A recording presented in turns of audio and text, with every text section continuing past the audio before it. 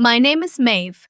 I am 32 years old and I live alone in a one-bedroom apartment in Halifax, 3 provinces away from the house I grew up in. The kitchen smelled like turkey and gravy. It was Thanksgiving. The leaves outside were deep red and gold, and the dining room windows were fogged from the heat of too many bodies in too small a space. My mother stood at the head of the table. She didn't sit. She never sat until she had made her announcement. She looked directly at me and said, Maeve, we need your line of credit. Kiera's condo closing is next Friday, and she's short $80,000. I looked at my sister. She was scrolling through her phone, barely paying attention, like this had already been decided without me. I looked back at my mother. I set my fork down. No, I said. The table went dead silent. My grandmother stopped chewing. My uncle's hand froze halfway to the breadbasket. Then my mother walked around the table, and she slapped me across the face so hard that the salt shaker tipped over. My sister didn't flinch. She just kept scrolling. I stood up. I picked up my coat from the back of the chair. I walked out the front door into the October cold. That was 7 years ago. I haven't spoken to any of them since. But last Tuesday, at 4 in the morning, my phone lit up. 22 missed calls from a number I didn't recognize, and one voicemail that said, Maeve, it's Dad. Kiera's been arrested. Please call us back. Before I tell you what happened next, hit like and subscribe and drop a comment telling me where you're watching from. My name is Maeve. I grew up in a small town outside of Sudbury, Ontario. If you know Sudbury, you know there's not much to it. Nickel mines, rock cuts along the highway, long winters that start in October and don't let go until May. Our house was a split level on a quiet crescent. Brown brick, white aluminum siding, a cracked driveway my father kept saying he would fix. From the outside, it looked like every other house on the street. Normal, ordinary. But inside, there were rules that nobody talked about.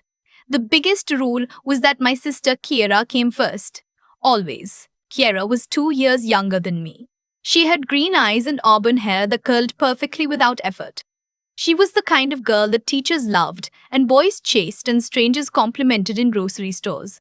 I was different. I was tall and quiet. I had straight brown hair that I kept in a ponytail because I didn't have the patience to style it. I got good grades.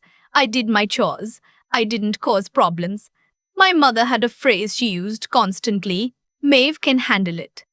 Maeve can handle doing the dishes while Kiera watches TV because Kiera had a long day. Maeve can handle walking to school in the snow because Kiera needs a ride and there's only room for one drop-off on the way to work. Maeve can handle wearing last year's winter coat because Kiera needs a new one for the school dance. I took it as praise. I thought it meant I was tough. I thought it meant I was impressive. I didn't understand, not until much later, that it was a label they stuck on me so they'd never have to feel guilty about what they took. It started small, the way it always does. When I was 14, I started babysitting for a family down the street, the Hendersons. 3 kids under 7. It was chaos. But they paid me $12 an hour, cash, and I saved every penny. I kept the money in a tin box under my bed. I was saving for a guitar. I had been teaching myself from YouTube videos, playing on a borrowed acoustic that my music teacher let me take home. I wanted my own, a proper one. I found a used Yamaha at the pawn shop on Elm Street for $220. I was $40 short. I was so close. Then one afternoon I came home from school and the tin was empty. I went to my mother. She was in the kitchen making craft dinner. Mom, my money is gone, I said. She didn't look up. Kiera needed new ballet shoes. Her recital is Saturday. That was my money, I said. My voice was shaking. I've been saving for months. My mother turned around. Her face was hard. Don't be selfish, Maeve. Your sister has a gift. We need to support her. You'll make it back in a couple of weeks. I didn't get the guitar. Kiera quit ballet 3 weeks after the recital. The shoes sat in the closet until they were donated to Value Village 2 years later. That was the first time, but it wasn't the last. Not even close. When I was 17, I got a part-time job at the Canadian Tire in town. I worked the cash register after school and weekends. I saved for a car. I didn't want anything fancy. I found a used 2006 Civic on Kijiji for $3,000. It had rust on the wheel wells, But it ran. I had 2,800 saved, 2 more paychecks, and I'd have enough. Then Kira backed my mother's minivan into a fire hydrant. The repair was $2,600. My father sat me down on the couch. He rubbed his hands together like he always did when he was uncomfortable. Myvi, he said, using his old nickname for me. We're in a tight spot with the van. Your mom's credit cards are maxed. We can't afford the deductible and the repair. If we don't fix the van, Mom can't get to work. What about Kira? I asked. She crashed it. She feels terrible about it already, he said. Don't make it worse. I gave him the money, all 2,800. Kira never said sorry. She never mentioned it. 2 months later, my parents bought her a used Jetta for her 18th birthday. I took the bus until I was 23. I went to the University of Ottawa on a scholarship. I studied accounting. I worked 2 jobs the entire time. I tutored first-year math students and I waitressed at a pub on Elgin Street. I ate instant ramen and day-old bagels from the shop that threw them out every evening. I wore the same winter boots for 4 years, patching the sole with duct tape every November. My parents paid for Kira to go to a private college in Toronto for interior design, full tuition, a condo near Yonge and Eglinton, a monthly allowance for groceries and networking events, which, based on her Instagram, meant bottle service at clubs on King West. I came home for Christmas during my 3rd year. I was exhausted. I had dark circles under my eyes. My hands were cracked from the cold because I couldn't afford proper gloves. Kira was showing my mother a new Canada Goose parka. Feel how warm it is, she said. It's the Expedition model. 800 fill power, 8 here. That jacket costs over $1,000, I said. Who cares, she said. Mom got it for me because I got a B+ in my color theory class. I looked at my mother. I meet the dean's list, I said quietly.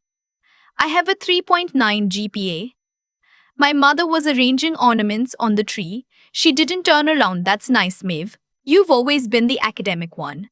Kira is the creative one. She needs encouragement. I went to the bathroom. I locked the door. I stood there staring at the mirror and I counted to 60 so I wouldn't cry. I was 20 years old and I had never once heard my mother say she was proud of me. After graduation, I got hired at a mid-sized firm in Ottawa. Then I moved to a bigger firm in Halifax. I was earning decent money. For the first time in my life, I could breathe. I bought proper winter boots. I bought groceries without checking the price of every item. I started putting money into an RRSP, but my mother treated my salary like a family fund. The calls started almost immediately. Maeve, the furnace broke. We need 1,500. I sent it. Maeve, Kira's car needs new brakes. She can't afford it. 800. I sent it. Maeve, we're behind on the property taxes. Can you cover it? 3,200. I sent it. I sent money every month, sometimes twice a month. I tracked it once in a spreadsheet. In the 2 years after I graduated, I sent them over $41,000. $41,000 that could have been a down payment on a condo. $41,000 that could have been my future. But every time I sent it, I felt a tiny spark of hope. Maybe this time they'll say thank you. Maybe this time Mom will call just to ask how I'm doing. Maybe this time I'll matter. The thank you never came. The calls only came when they needed something. One Easter weekend, about a year before I left for good, I drove up to Sudbury. I had just paid off $12,000 on Kira's OSAP loan because she said she was getting calls from collections and it was stressing her out. I walked into the kitchen. My mother and Kira were at the table looking at paint swatches. They barely looked up when I came in. Hi, I said. I sat down. I cleared the loan, I told Kira. But you need to set up your own payments from now on. I can't keep doing this. I'm trying to save for my own place. Kira rolled her eyes. She actually rolled her eyes at me.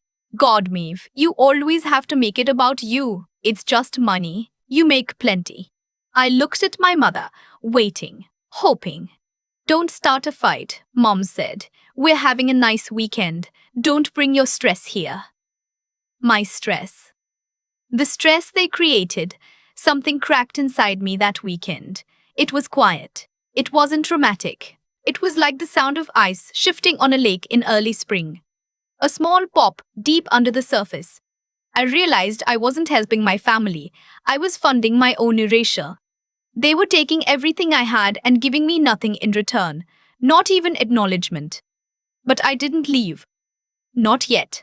Habit is heavy, guilt is heavier. Then came Thanksgiving. The one I told you about at the start. The turkey. The announcement. The slap. Let me tell you exactly how it went down. I drove up on the Saturday before Thanksgiving, 5 hours from Halifax. I was tired. I had been working 60-hour weeks to close a file before the long weekend. Mom called me that morning and said, "Come for dinner Sunday. We have big news." Big news in my family always meant big expenses. I almost didn't go, but I went. I walked in and the house smelled like roasting turkey and cinnamon candles. The table was set with the nice plates, the ones my grandmother gave my mother when she got married. Linen napkins, wine glasses. It looked like a magazine spread. Kiana was already there, sitting at the table with a glass of red wine. Her nails were done, her hair was done. She looked like she had never worked a day in her life, which was basically accurate. She had quit 3 jobs in 2 years and was currently freelancing, which meant she posted mood boards on Instagram and called it a business. My father was at the end of the table, quiet, staring at his plate. He didn't look up when I came in. That should have been my warning. We ate. Small talk. The weather. The leaves. Uncle Danny's knee surgery. Then my mother stood up. She put her hands flat on the table. "So," she said, "Kiera found a condo. It's in a perfect location right near the new development in the South End. 2 bedrooms, parking, the whole package. But she needs 80,000 for the deposit and the closing costs." I set down my fork. 80,000? "You have an excellent line of credit," my mother said. Her voice was calm, rehearsed. "We checked with the bank. You're pre-approved for up to 100,000. You just need to co-sign with her, but put it in your name because her credit score is..." She paused. "Complicated." They had checked. They had gone to the bank and asked about my borrowing capacity without telling me. "No," I said. "Absolutely not." "What do you mean, no?" Kiera said. She put down her wine glass. "I mean, no, Kiera. $80,000 is a mortgage. If you default, I'm the one who pays. I'll be buried in debt for a decade." "I won't default," she snapped. "I have clients. You have 3 Instagram followers who like your posts," I said. "That's not a business, Maeve." My mother's voice was ice. "Your sister has a dream. She has a vision. You're going to help her, because that is what family does. Family doesn't drain one person dry so another can live for free," I said. And that was when she hit me. It was fast, open palm, right across the left side of my face. The crack echoed off the walls. The wine glasses rattled.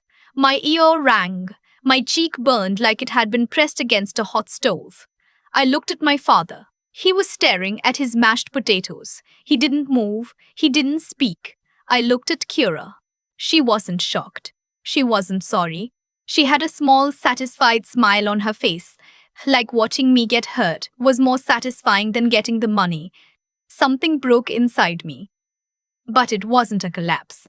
It was a release. Like a cable snapping on a bridge, I was finally free. I stood up slowly. I picked up my jacket. "Don't you walk out that door," my mother yelled. "If you leave, don't come back." "You turned your back on me years ago," I said. "I'm just finally walking through the door." I left. I drove straight to a motel off the Trans-Canada. I sat on the bed in that cold room and I stared at the wall. My face was throbbing, but I felt lighter than I had in years. The next few weeks were silence. No calls, no texts, no apology, nothing. It confirmed everything. When I stopped being useful, I stopped existing. About 6 weeks later, I was at the superstore on Barrington Street picking up groceries. I turned into the cereal aisle and ran straight into my cousin Tasha. Tasha was close with Kira. They were the same age. She looked at me, surprised and uncomfortable. "Maeve, hey! Haven't seen you in forever." "Been busy," I said. "Yeah," Tasha said. She shifted her basket from one arm to the other. Then she leaned in.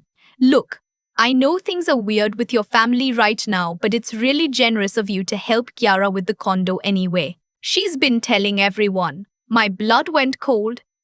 What? The condo, Tasha said.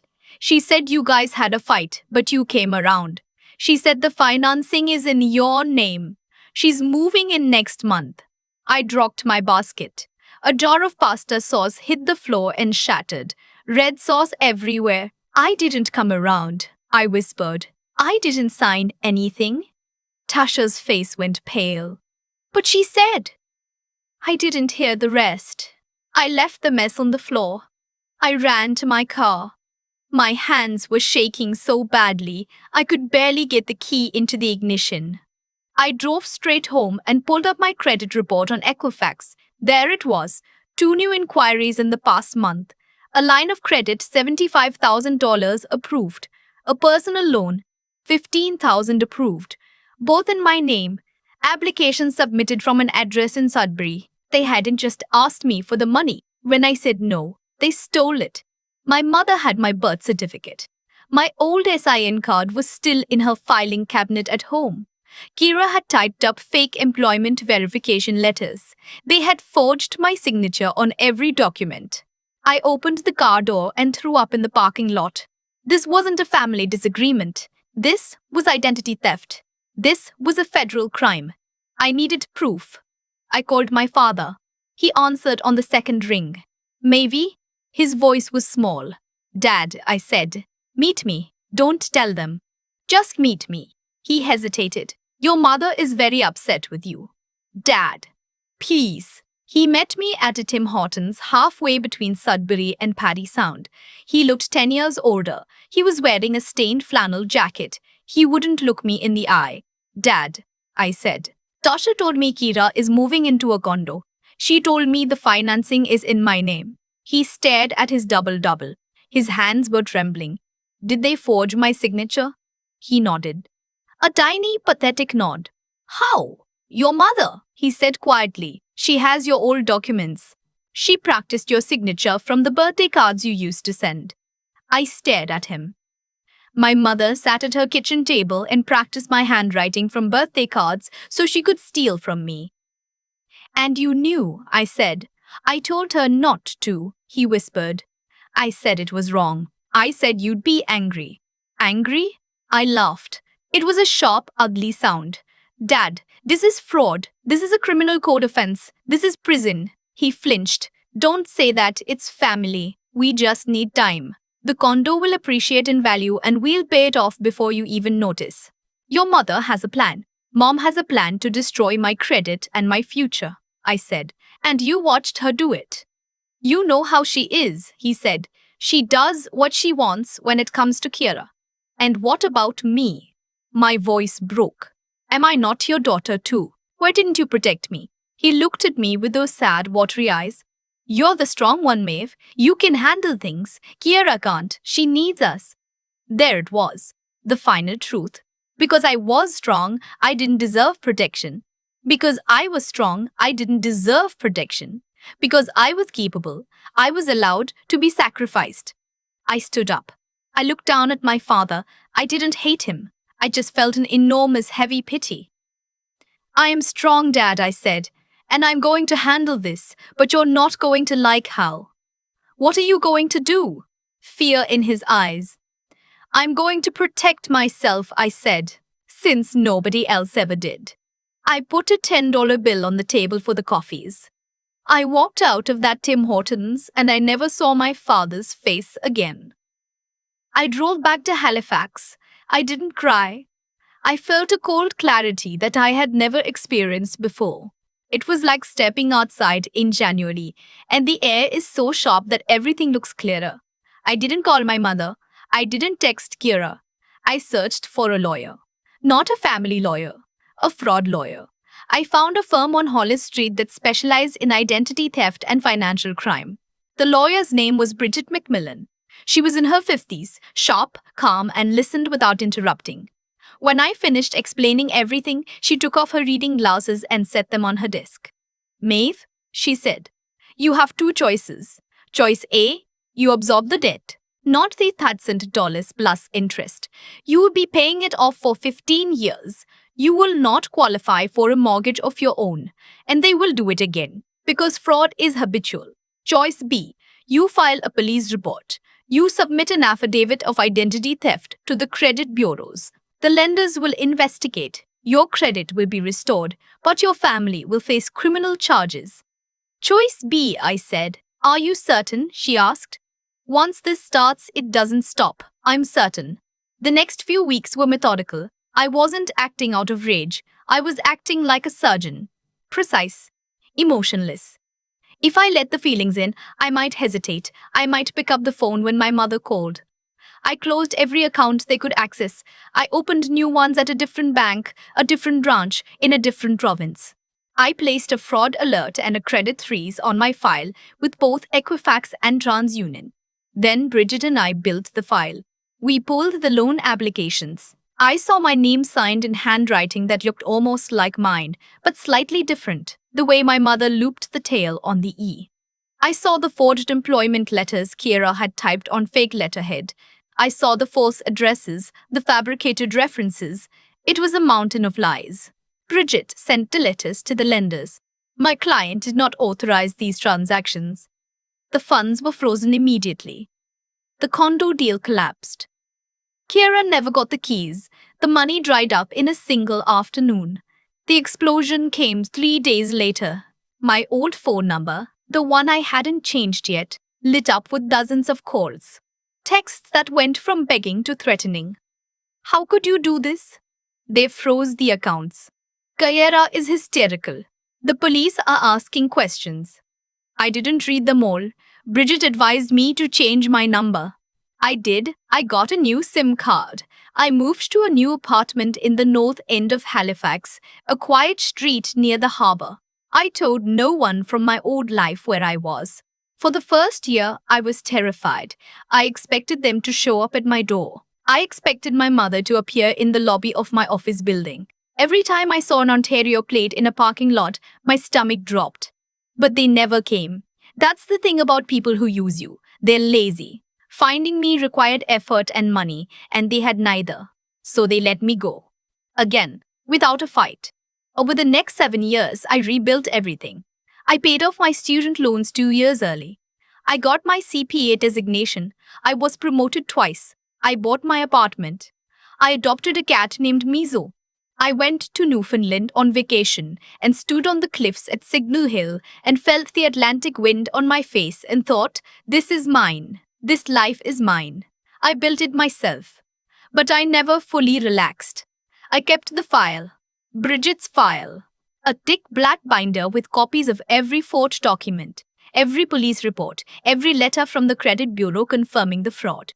I kept it in a fireproof lockbox in my closet. I checked my credit report every single month.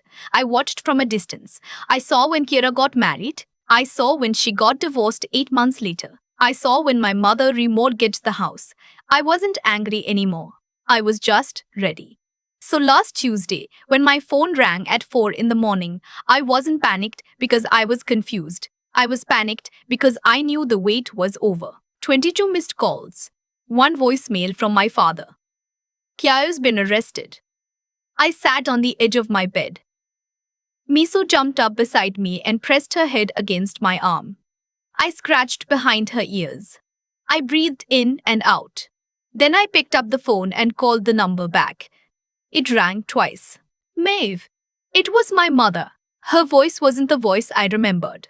It was thin, frail. She sounded old. Hello, Mom. Oh, thank God you answered. Your father didn't think you would. We got your number from Tasha's daughter. What happened? The RCMP came to the house yesterday. They took Kiera's laptop. They froze her bank accounts. They're talking about charges, Maeve, criminal charges. What did she do? I asked. Nothing, my mother said. She did nothing. It's a misunderstanding. She just started a little consulting thing online and she needed startup capital, and the banks kept rejecting her because of her record. So my mother trailed off. Whose name did she use? I asked. Silence. A long, guilty silence. It was just a reference, my mother whispered. She just put your name down as a guarantor. The paperwork got mixed up. How much? I asked. 45,000. I closed my eyes. 7 years. 7 years of silence. 7 years of consequences. And they did it again. She forged my information again, I said. Not later, over the dry tea. Not later. Named phone. In the dry bear. In the dry bear.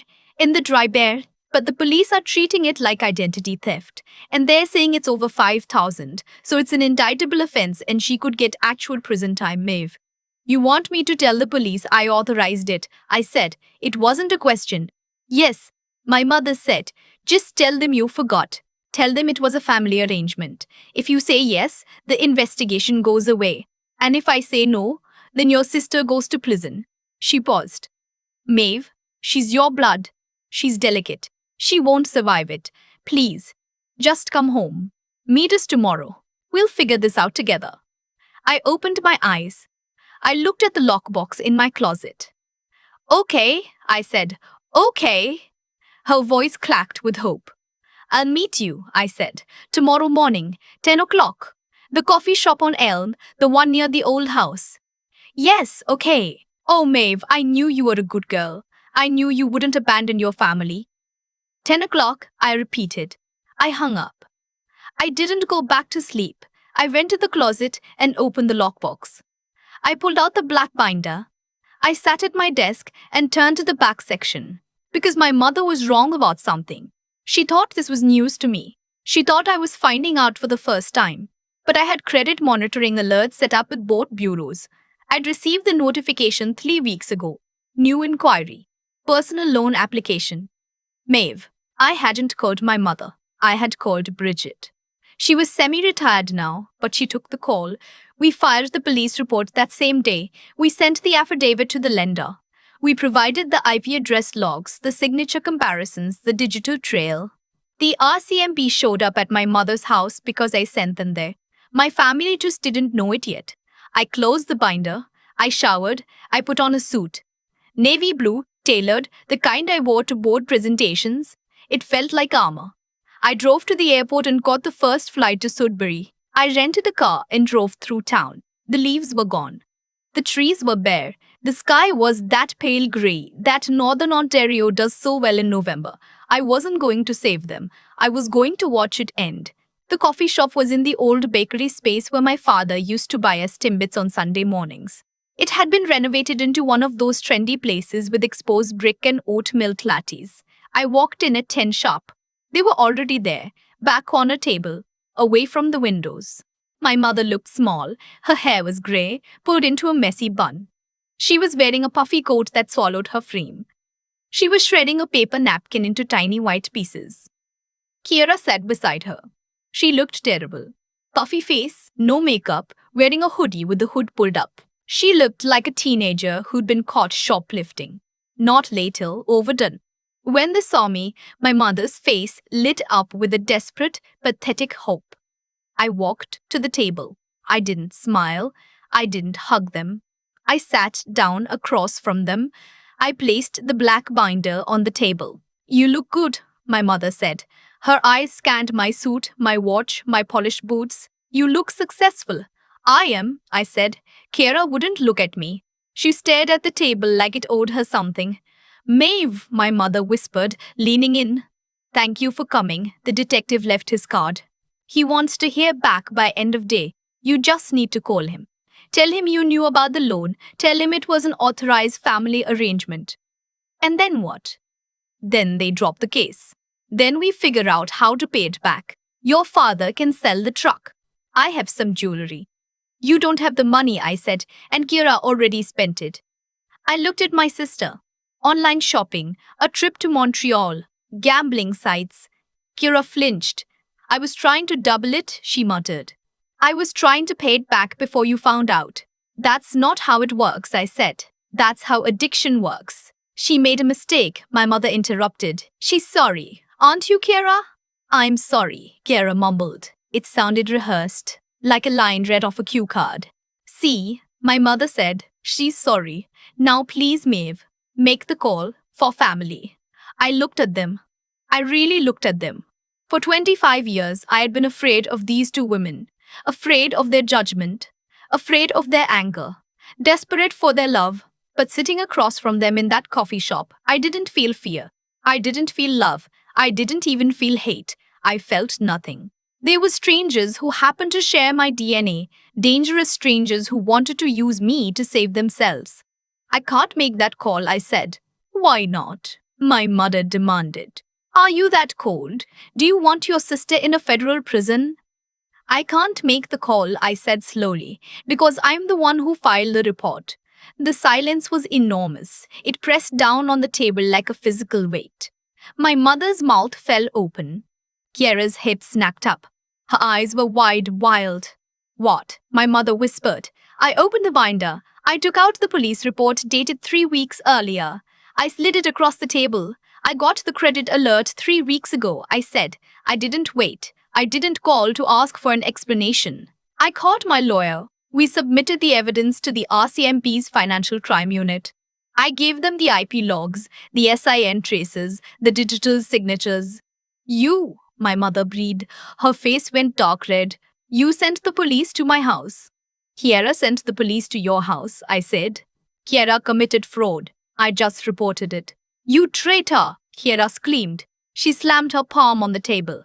People in the coffee shop turned to stare. You have money. You have a career. You could have just paid it. Why do you have to ruin everything? I didn't ruin anything, I said. My voice was steady.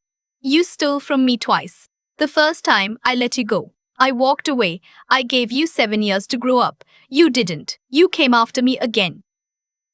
I am your mother, Mom hissed. She reached across the table and grabbed my wrist. Her grip was tight. It hurt. Her hand was spotted and thin. It was the same hand that slapped me 7 years ago.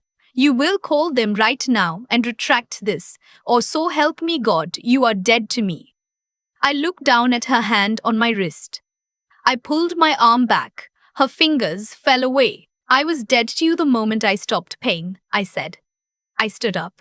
I buttoned my jacket. The detective has everything, I said. I'm not pressing charges personally. The Crown is pressing charges for the fraud. It's not up to me anymore.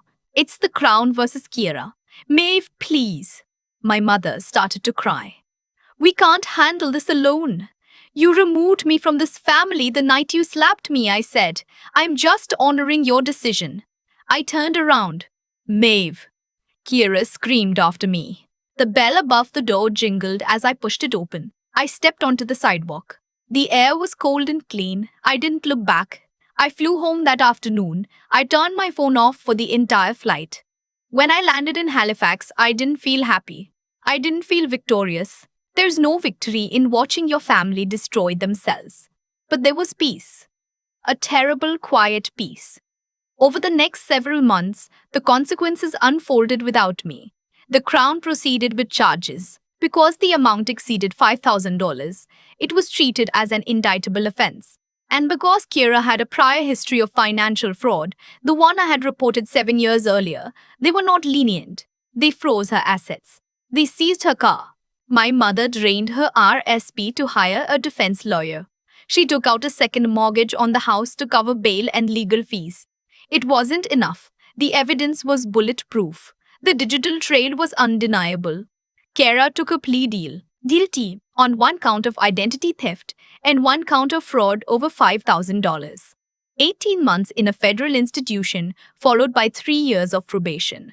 She was also ordered to pay full restitution. I didn't go to the sentencing. I read about it in the Sudbury Star online. There was a photo of Kiera leaving the courthouse. She looked older, harder. She wasn't smiling anymore.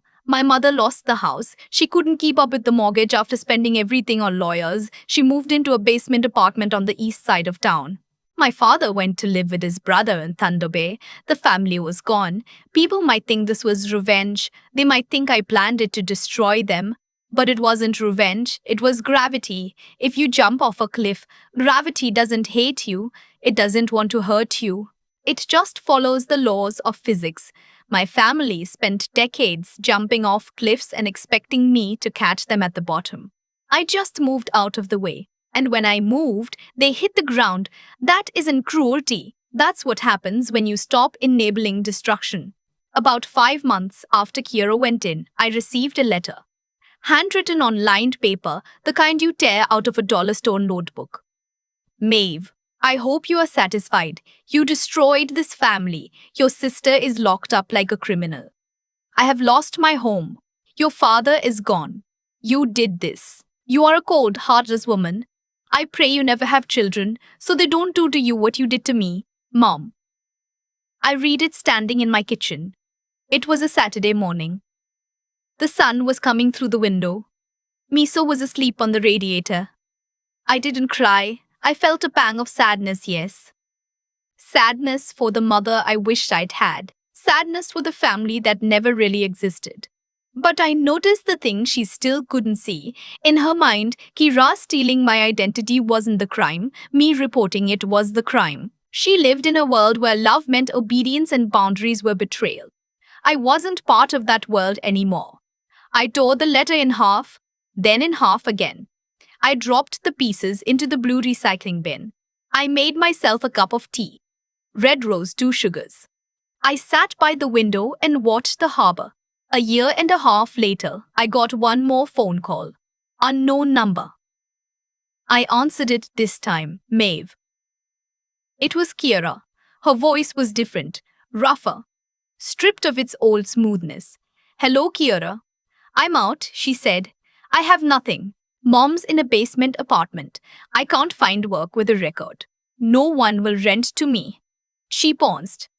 I could feel the old hook in the silence, the familiar weight of expectation. I am the victim. You are the fixer. Fix this. I'm sorry to hear that, I said, and I meant it. I was genuinely sorry that her life had fallen apart. But I was not going to reassemble it. That's it, she snapped. You're sorry? You have a condo and a career and a cat and a life, and all I get is sorry? You stole from me twice, Kiera. I'm your sister. Yes, I said. And family is supposed to be safe. You were never safe for me. I hate you, she whispered. I know, I said. And I forgive you. What? I forgive you. Not for your sake, for mine. So I can put this phone down and never carry this weight again. Maeve, I ended the call. I blocked the number. Then I sat on my couch and I looked out the window at the harbor. The water was dark blue and still. A ferry was crossing to Dartmouth, slow and steady. I had a date that evening. His name was Liam. He was a high school teacher. He was kind and funny and he didn't care about money. He asked me how my day was and actually listened to the answer. The first time he did that, I almost cried because no one had ever asked me that question and meant it.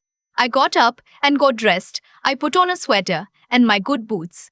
I walked out into the cool evening air. The leaves were turning. The air smelled like salt and autumn. I thought about that Thanksgiving dinner 7 years ago. The slap, the smirk, the silence. I thought about the tin box under my childhood bed with the babysitting money for a guitar I never got. I thought about the boots with duct tape on the soles and the bus rides and the spreadsheet with $41,000 that bought me nothing but emptiness. It was all behind me now. I didn't destroy my family. I just stopped saving them. And in doing so, I finally saved myself. I walked down the hill toward the waterfront where Liam was waiting. And the harbor lights reflected on the dark November water. And the air was cold and clean and mine.